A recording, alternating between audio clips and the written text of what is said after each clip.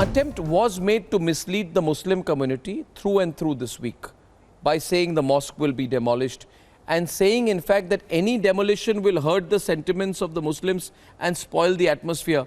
Post facto statements being made, Advaita, almost as if the mosque had been demolished and now the sentiments are being hurt. This misleading happened or not, Advaita? I saw it through the last 2 weeks. What did you see? Absolutely, Arnab, this is the same gang that says that there is a civil war waiting to happen. You know, this is part of their fantasy. And to see some kind of communal flare-up over this issue would just, kind of lead into their grand plan for where they want India to head. But unfortunately for them, the people of this country are not going to oblige. Quite simply, the situation that we have today is really a consequence of the kind of appeasement and so-called secular politics that was being practiced in the past. The fact that prayers were offered, namaz was offered, there was coexistence. This was going on for a long time till these so-called secular politicians decided that we must appease, we must pay obeisance to, this form of exceptionalism, this religious exceptionalism, which is used to divide people, and thereby go ahead and create these rules that the people themselves, the worshippers themselves, had no space for, that they were happily adjusting with each other and carrying on with their lives and with their piety.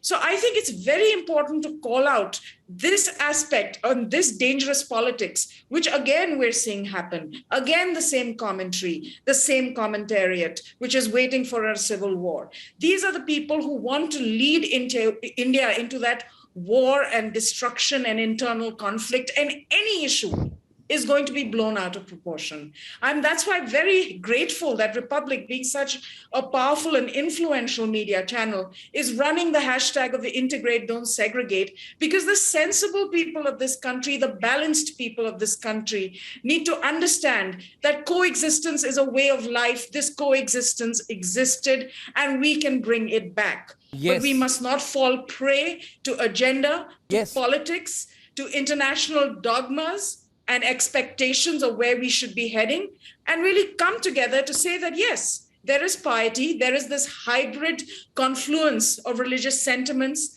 and culture, and we're going to celebrate it and learn how to coexist with it. And I think that is really the message that we need to give out there. And of course, let the courts do their job. There's nothing wrong with the truth. There's nothing wrong with surveys.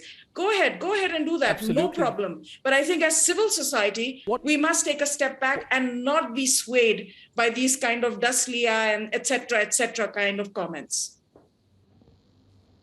Yes, you see, unfortunately, and thank you for what you said there about the Republic Network's coverage. I must add here, we do so running the risk of a lot of political attack, as you know.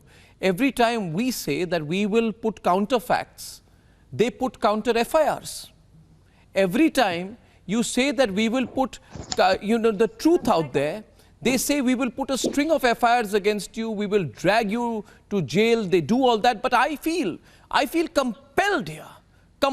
I have felt compelled in this case, Amit Jamai, to put the truth out. And I said, I really don't care about the consequences, but we must put the truth out because there was an overwhelming amount of falsehood in this case. Mr. Jamai, some people said every day a Babri, every day a trigger.